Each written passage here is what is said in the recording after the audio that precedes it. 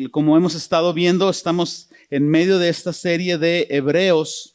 Estamos haciendo un estudio, una serie de mensajes basados en el libro que encontramos en el Nuevo Testamento de Hebreos. Este va a ser el mensaje número 4, pero el mensaje anterior, nada más a manera de repaso para ir conectando una idea con otra, hablamos sobre cómo Jesús nos comprende y cómo Jesús nos ayuda, porque se hizo carne. Llegábamos a esta verdad central que debido a que Jesús mismo ha pasado por sufrimientos y pruebas, Él puede ayudarnos cuando nosotros pasamos por pruebas, por tentaciones. Entonces, antes de avanzar más adelante, si tú estás escuchando este mensaje por Facebook, nos da mucho gusto que lo estés haciendo, pero yo quiero recomendarte que tomes nota por ahí y que terminando esta transmisión regreses en algún momento de tu semana o de hoy mismo al mensaje número 1 y empieza a seguir la secuencia y alcánzanos. Si tú estás escuchando esto por Spotify o estás escuchando esto, viendo esto por YouTube, tú puedes hacer lo mismo. Mi recomendación es que antes de escuchar este mensaje, de nuevo, vayas al número 1, tomes la secuencia y nos alcances aquí. Mensaje número 4 sobre Hebreos, el título de hoy es No endurezcas tu corazón. Y este es el momento en donde dices, ay mamacita. Pueden decirlo, no hay problema, no hay condenación. Pero bueno, ustedes han escuchado lo que hemos venido hablando varios domingos.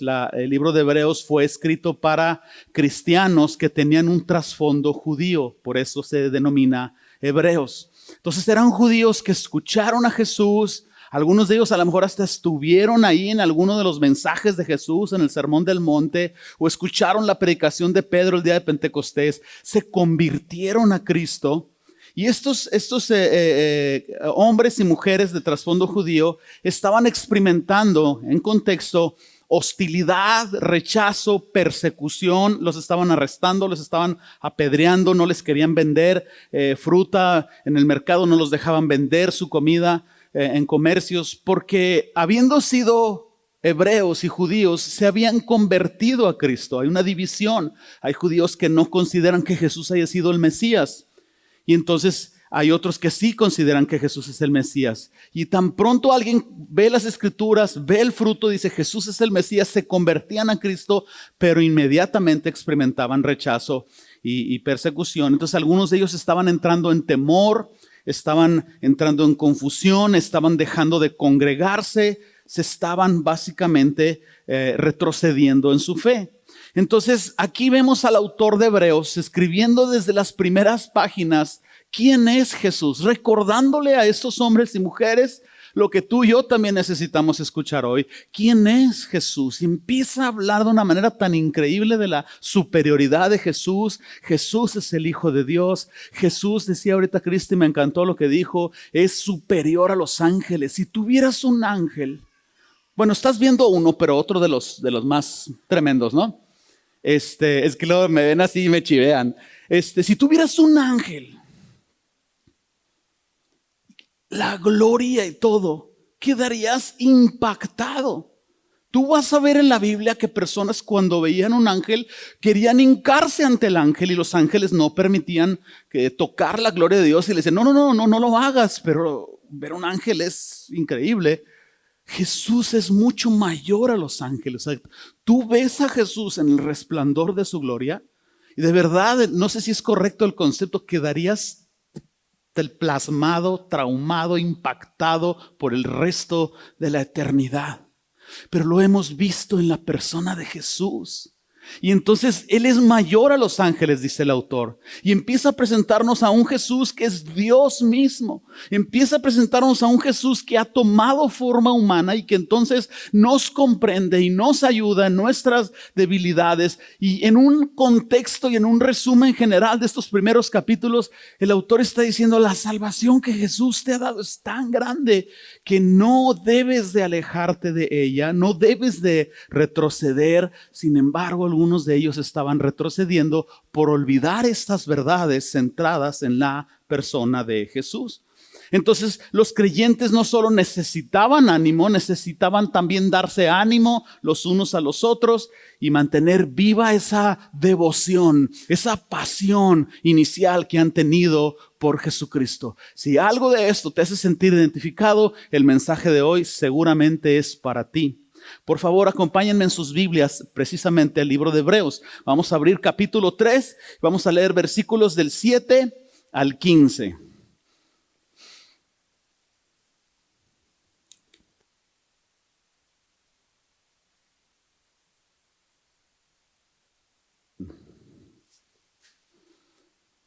Muy bien. Dice la Escritura, por lo cual, como dice el Espíritu Santo, si oyereis hoy su voz, no endurezcáis vuestros corazones, como en el día de la provocación, el día de la tentación en el desierto, donde me tentaron vuestros padres, me probaron y vieron mis obras 40 años. A causa de lo cual me disgusté contra esa generación y dije, siempre andan vagando en su corazón y no han conocido mis caminos. Por tanto, juré en mi ira, no entrarán en mi reposo. Mirad, hermanos, que no haya ninguno entre vosotros con corazón malo de incredulidad para apartarse del Dios vivo. Antes, exhortaos los unos a los otros cada día, entre tanto que se dice hoy, para que ninguno de vosotros se endurezca por el engaño del pecado. Porque somos hechos participantes de Cristo, con tal de que tengamos firme hasta el fin de nuestra confianza del principio. Entre tanto que se dice, si oyeres hoy su voz, no endurezcáis vuestros corazones como en el día de la provocación. Traducción: no permitas que tu corazón empiece a alejarse del Señor y empieces a retroceder en tu fe a tal grado que tu corazón, en vez de hacerse más vivo y sensible para Dios, se haga más duro e insensible y desobediente para con Dios. Entonces, como dice Chucustrenses, para atrás. Bueno, lo que hayas dicho fue correcto, está bien. Al final de este mensaje, tú quieres llevarte esta idea. Yo sé que parezco disco rayado, pero a lo mejor no vas a recordar todas estas palabras. Si tú repasaras el mensaje por alguno de los medios que hay, sería genial. Pero si tú no recuerdas todas estas palabras, llévate este pensamiento. Los creyentes deben mantener su devoción a Jesús viva.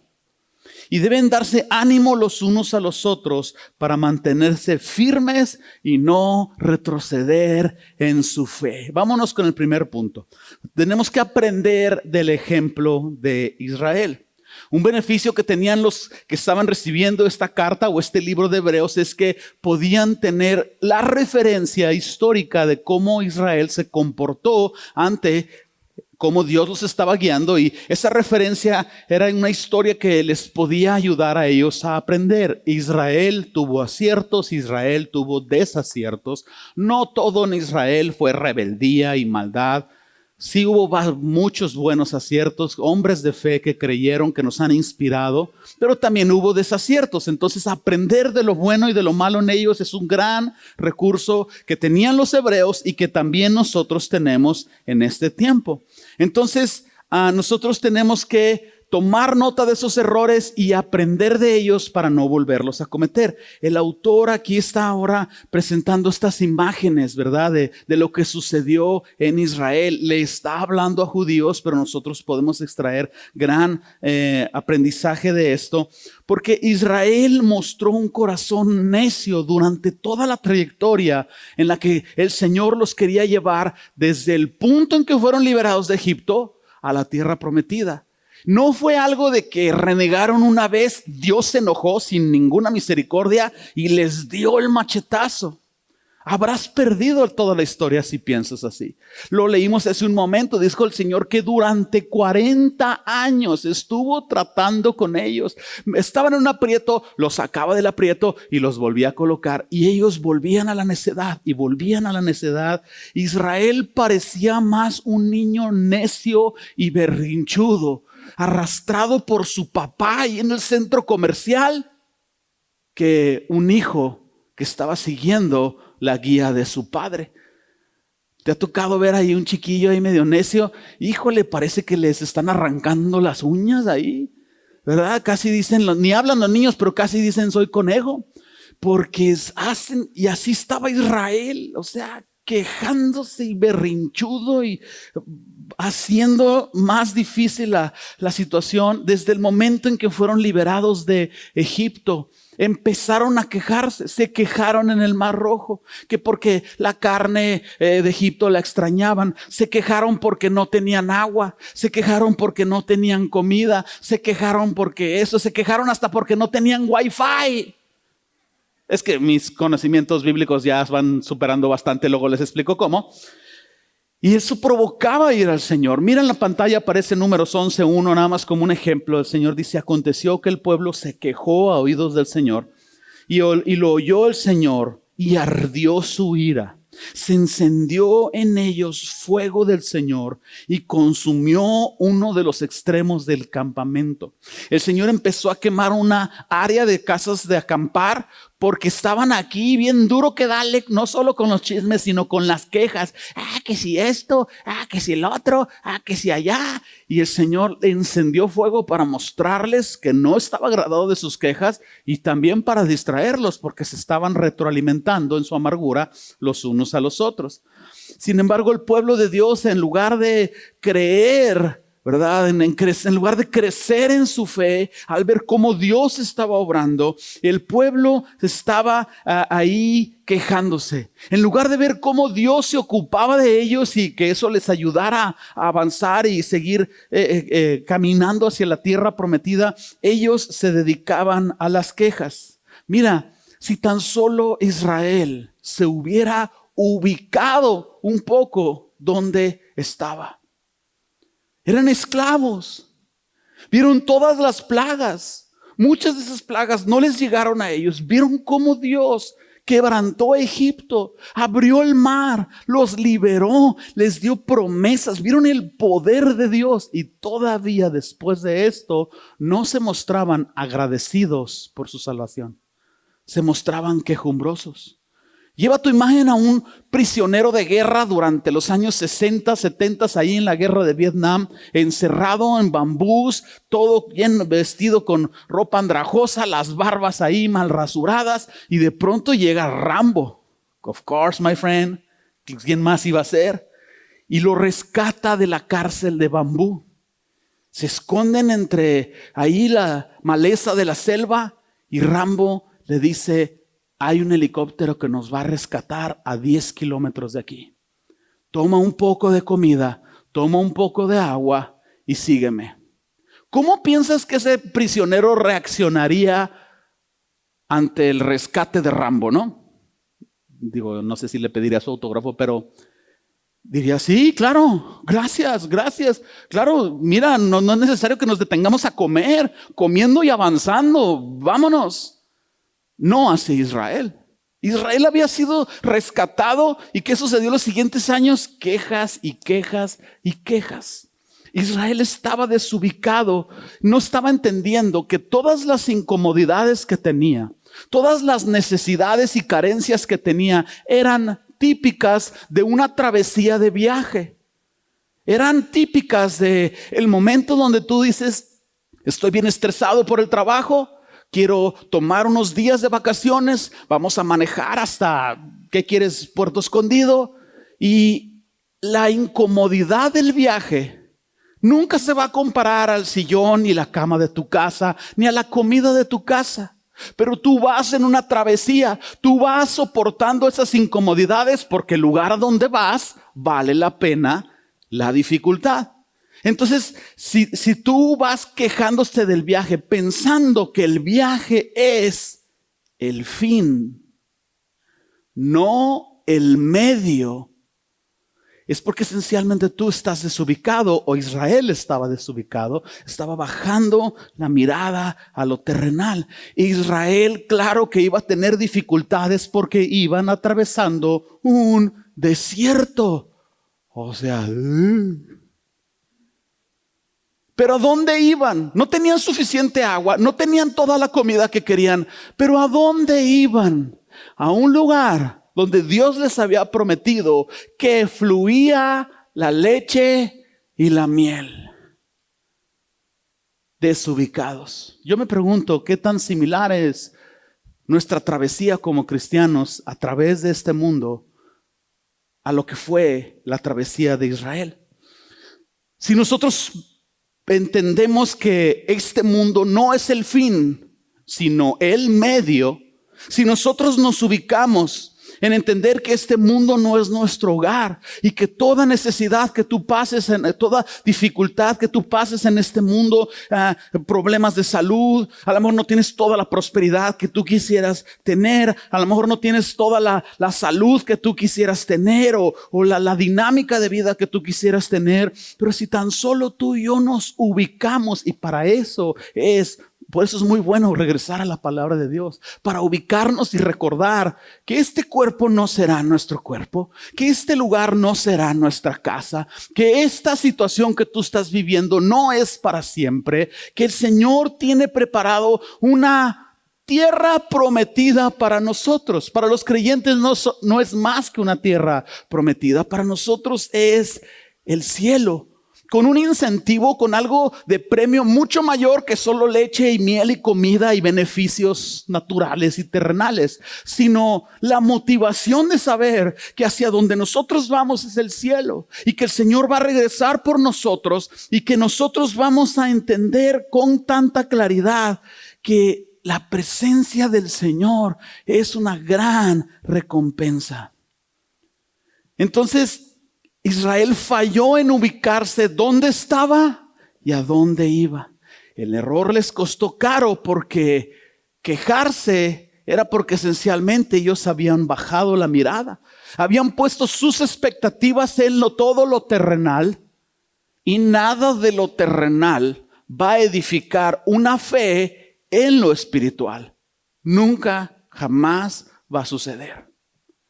Lo que sucede es que tú empiezas a descuidar tu fe. Israel lo hizo. Lo que sucede es que desánimo empieza a entrar en tu corazón. Cuando el desánimo empieza a entrar en tu corazón, nosotros, al igual que Israel, empezamos a desobedecer la instrucción de Dios para nosotros. Y cuando eso sucede, la última y final consecuencia es rebeldía, es alejarnos del Señor en rebeldía. Por eso el mensaje es: no endurezcas tu corazón, ni sigas los pasos que te llevan a endurecer tu corazón.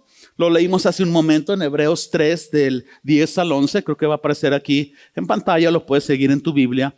A causa de lo cual me disgusté contra esa generación y les dije: siempre andan vagando en su corazón. Hoy están, mañana no están. Ahorita dicen: Señor, gracias por el agua. Mañana se quejan por las codornices. Siempre andan vagando en su corazón, no han conocido mis caminos. Por tanto, juré en mi ira que no entrarían en mi reposo. Dios no se disgustó en esencia por la queja. Lo que realmente provocó el disgusto de Dios es que la queja era el resultado de no tener fe en Dios. Y cuando una persona deja de tener fe en Dios después de haber tenido fe en Dios, lo que sucede es que en su corazón, en la realidad, Dios nunca se hace pequeño. Pero en la opinión de tu corazón, tú dejas de creer en la grandeza de Dios y Dios empieza en la actitud de tu corazón a hacerse chico. Y la gloria de Dios no brilla en esto. No creer en Dios es no creer en su grandeza, no creer que Él es suficientemente poderoso. Y toda la historia de la Biblia se trata de que Dios quiere ser glorificado. De manera que no tener fe en Él es empezar a tener menosprecio por aquel que los había libertado. El libro de Hebreos nos dice: aprende de ellos, ten cuidado, ten cuidado. Ahora bien, se menciona esta parte, ¿no?, del reposo de Dios. ¿Qué significa exactamente el reposo de Dios? El reposo de Dios es básicamente, hablando de conceptos bíblicos, el reposo de Dios es el lugar o el destino a donde Dios te quiere llevar. Si Dios es bueno, entonces el destino donde te quiere llevar es gracias. El reposo de Dios es la bendición de Dios a tu vida. Y no me refiero con bendición a casas y carros y prosperidad. Me refiero a aquellas cosas en las que Dios te abre puertas, Dios te da gracia, Dios pone en tu corazón satisfacción por la forma quizás sencilla en cómo vives, pero te sientes pleno y feliz porque tienes el máximo tesoro, Jesucristo, como tu Salvador en tu corazón. Dios quiere llevarte a la bendición. Ese es el reposo. El reposo de Dios es esa sensación de descanso y de satisfacción que tú tienes en Dios. Si Dios no te satisface aquí en la tierra, ¿qué dificultad tan grande vas a tener cuando vayas al cielo? Porque si no te trajo satisfacción aquí, ¿por qué te traería satisfacción allá? Si eso no lo asimilamos aquí, perdona el concepto, vas a sufrir en el cielo. Pero la realidad de las cosas es que no es tanto que Dios no te vaya a satisfacer aquí ni allá, sino que tú tomas decisiones y empiezas a tener una percepción diferente de Dios en tu vida. Para nosotros los creyentes, como dije hace un momento, el reposo de Dios es el cielo. No solo el cielo en sí mismo, sino el concepto de que encontraremos en Jesús el supremo deleite por la eternidad. El supremo deleite en la hermosura de Jesús. Cuando realmente veamos a Jesús en toda su gloria, créeme, si los ángeles están impactados diciendo santo, santo, santo, cuando tú veas a tu Redentor en toda su hermosura y en toda su belleza, vas a experimentar el deleite supremo por la eternidad.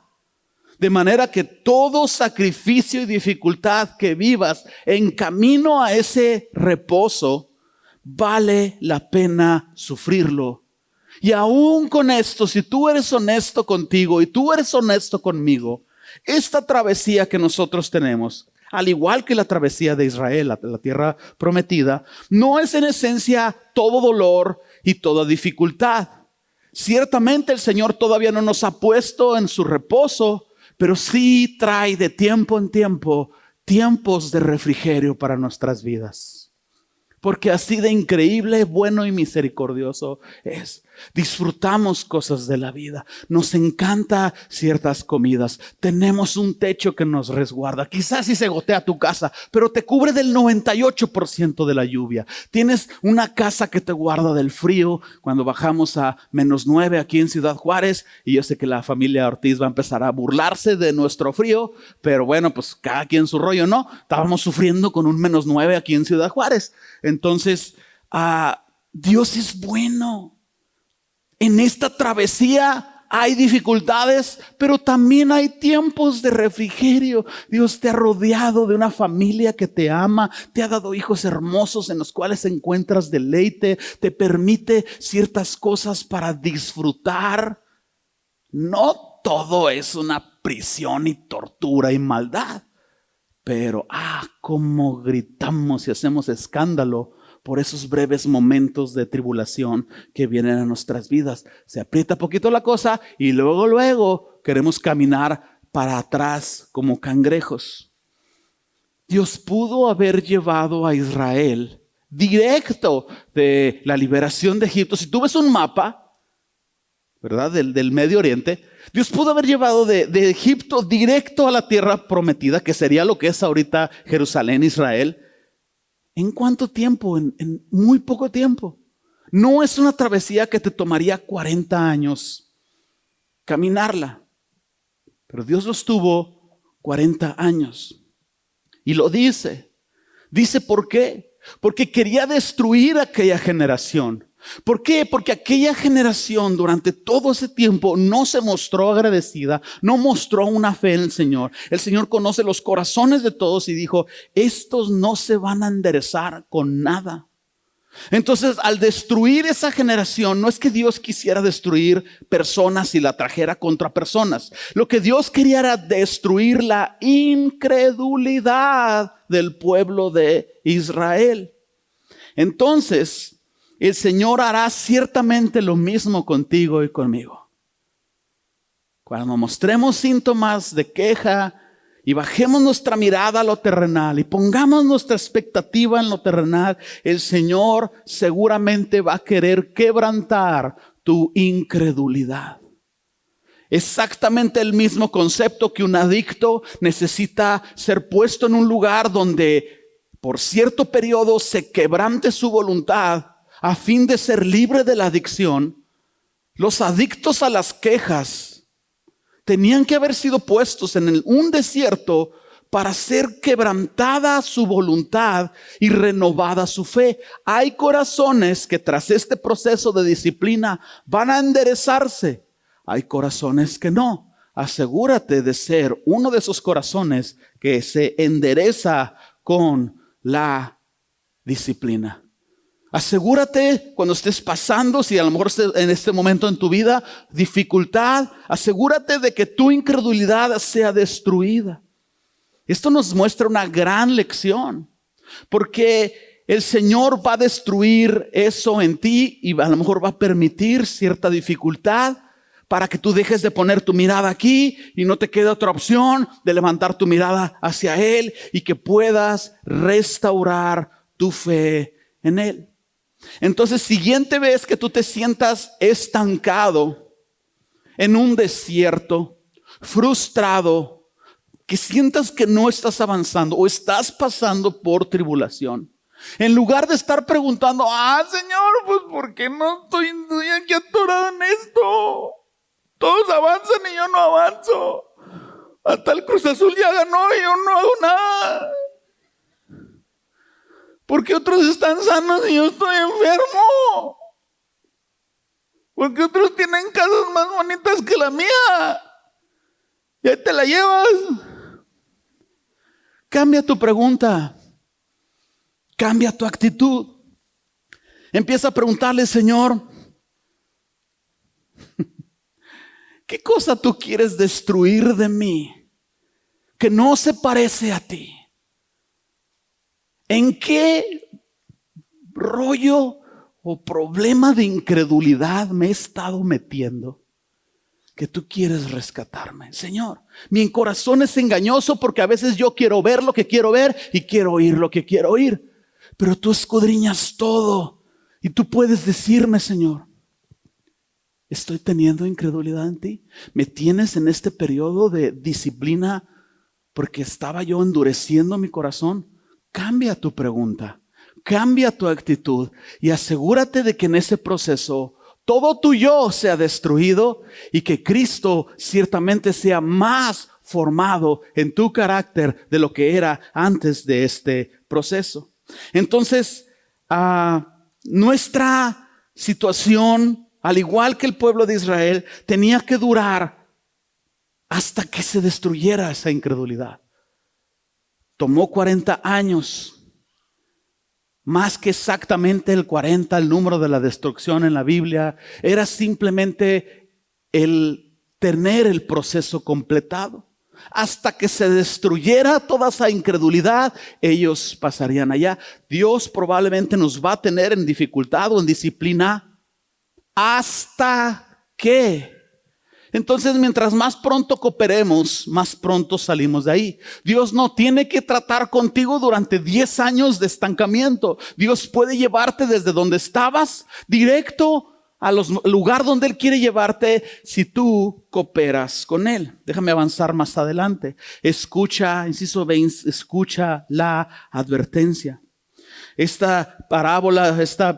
libro, carta fue escrita precisamente para hebreos que necesitaban poner atención a esta advertencia. Estos cristianos de trasfondo judío tenían solamente de dos sopas: o pasaban ese tiempo de tribulación siendo fortalecidos por Dios, al igual que todos los demás cristianos en ese periodo de la iglesia primitiva que estaban siendo perseguidos, o pasaban por la tribulación, por dolor, quizás daban sus vidas siendo fortalecidos por Dios, o se endurecían cada vez más y se alejaban cada vez más. Solamente había dos opciones: o para adelante, como dijo el leguetonelo, o para atrás. Entonces, esa es la razón por la cual Hebreos les está haciendo esta advertencia. Les dijo, ya ha sucedido. El autor de Hebreos les está diciendo, acuérdense de qué sucedió en el desierto. Acuérdense de cómo funciona la cosa. Les hace esta advertencia para que tengan cuidado y aprendan de Israel. El autor quería que ellos tomaran el camino correcto hacia la fe, y la misma advertencia se aplica para nosotros hoy. Siempre a la alerta en cuanto veas que algo no está funcionando bien en tu vida.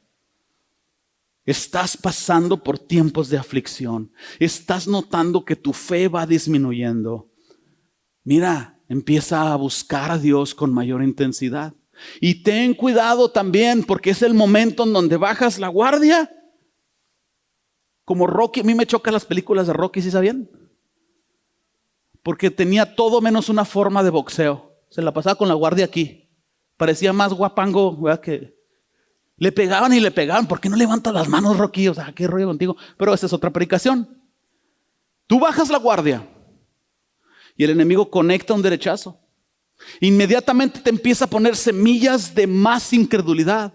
Acuérdate cómo tuerce la palabra. Empieza a poner en pensamientos en ti que van en contra de la gloria de Dios. Empieza a poner pensamientos en ti que van enfocados en tu yo y en tu beneficio, para que tú continúes precisamente el camino de ir retrocediendo e ir alejándote de Él e ir endureciendo cada vez más tu corazón. ¿Cómo podemos nosotros permanecer alertas en la fe?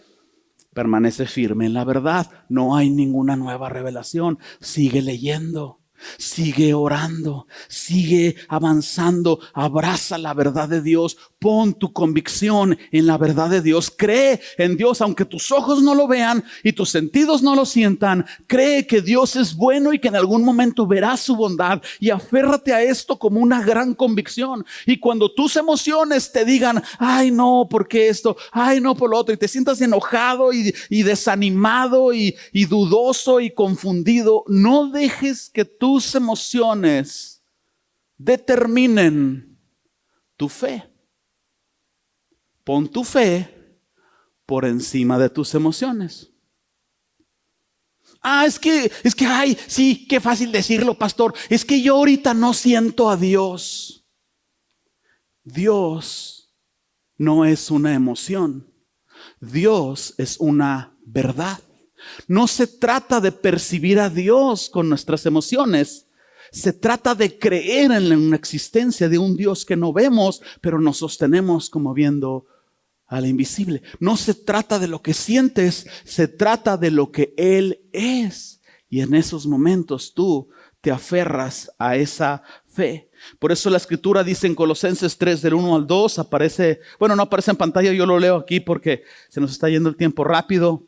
Dice la escritura, si pues habéis resucitado con Cristo, buscad las cosas de arriba, donde está Cristo sentado a la diestra de Dios.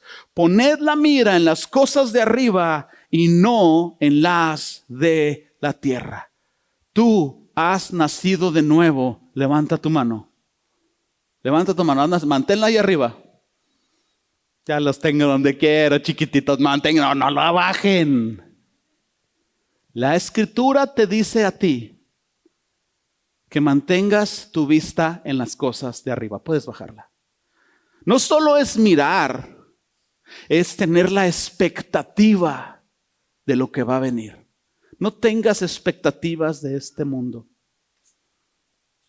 ni del peje, ni de Biden, ni de nadie.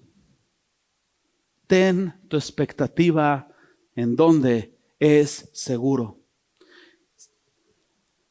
Y nosotros nos mantenemos creciendo en nuestra fe, haciendo crecer tu pasión. Pregúntate, ¿cómo puedo hacer para que mi pasión por Jesús crezca más? Esa es una buena pregunta. No te preguntes por qué tienes esta necesidad o por qué no. ¿Cómo puedo hacer para que mi pasión por Jesús crezca más? Y cualquier cosa que intentes o decidas, créeme, te va a llevar a ese punto.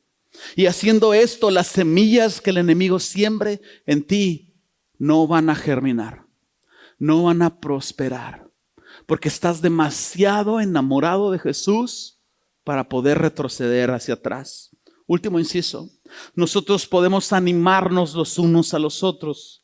Como seguidores de Cristo seguramente vamos a enfrentar dificultad, situaciones en las que el Señor va a poner a prueba nuestra fe.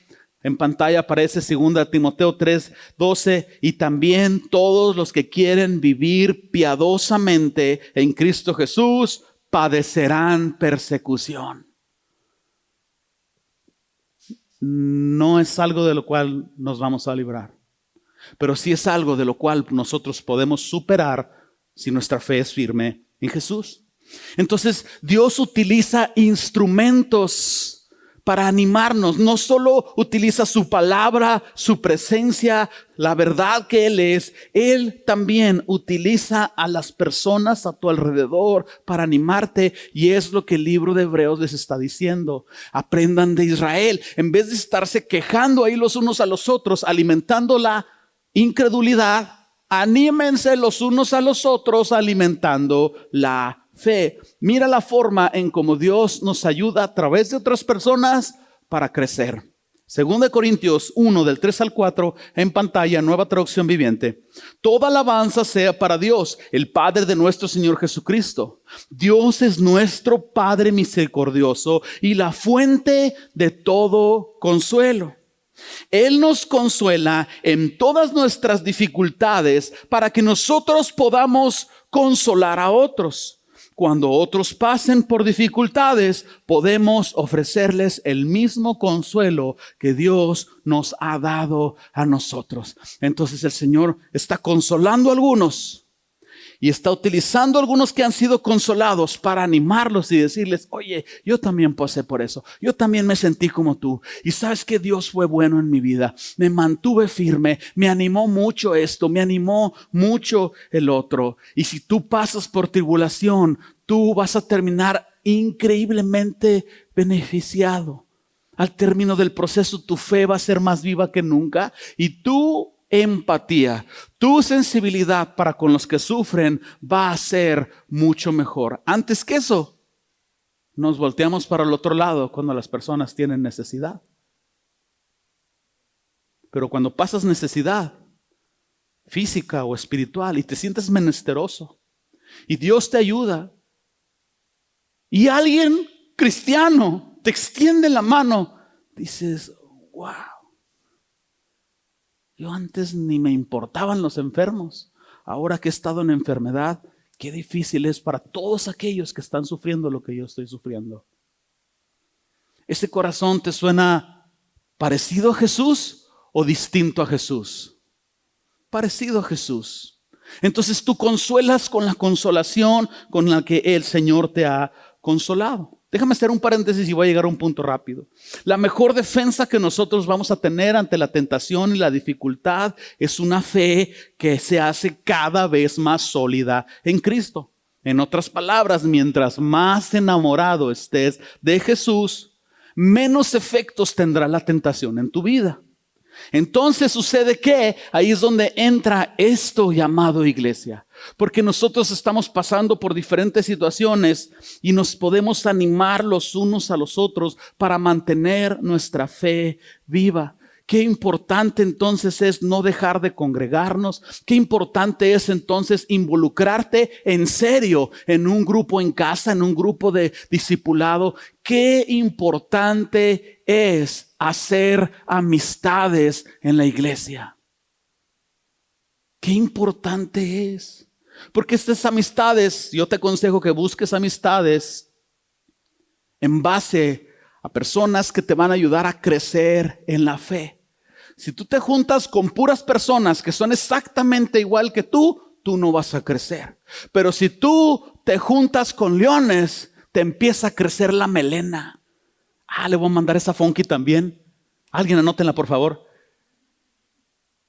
Si tú te juntas con personas que llevan un ritmo y van avanzando y van creciendo, tú te sientes inspirado a avanzar. Más que tú has visto personas que han superado. ¿Cómo le hiciste? Oré todos los días. Órale, yo voy a orar todos los días. Tú puedes consolar con la consolación y lejos de subir 2 escalones y pisotear al que viene debajo de ti, puedes voltear, extender la mano y decirle, tú puedes subir estos 2 escalones también. Porque a mí me ayudó el que venía arriba de mí. Esa es la idea de unirnos en una sola iglesia y tener comunión. En conclusión, permanecer firmes en la fe es la evidencia máxima de que tú estás apasionado y enamorado de Cristo, agradecido por la salvación que Él te ha dado. Sin importar los padecimientos que vengan, tu pasión te va a hacer mantener tu vista elevada en Él. De manera que, lejos de endurecer tu corazón, ve para el otro lado. No endurezcas tu corazón.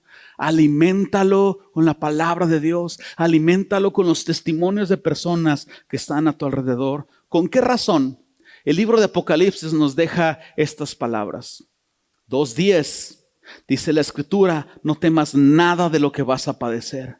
He aquí el diablo echará a algunos de vosotros en la cárcel para que seáis probados. Y tendréis tribulación por 10 días. Sé fiel hasta la muerte y yo te daré la corona de vida. Llévate este pensamiento.